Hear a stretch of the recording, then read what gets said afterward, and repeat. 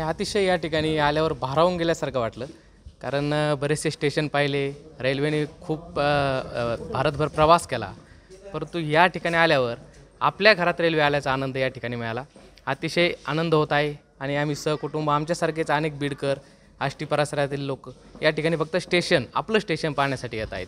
खूप आनंद वाटतो आहे. कदाचित तिथं अशी माहिती दिली की 28 तारखेला या ठिकाणी ट्रायल होईल, रेल्वे धावायला काही हरकत राहणार नाही किंवा सुरू होईल असं सांगण्यात आलं आहे आम्हाला. तब्बल 40 वर्षांचा काळ गेला आपल्याला हे पाहण्यासाठी. हो, आता ते पण ठीक आहे, पण चला फल मिठा होत आहे. दुःखानंतर जशी सुखाची हिरवळ दिसते तशाच प्रकारे आम्हाला आज भास होत आहे. खूप आनंद या ठिकाणी होत आहे.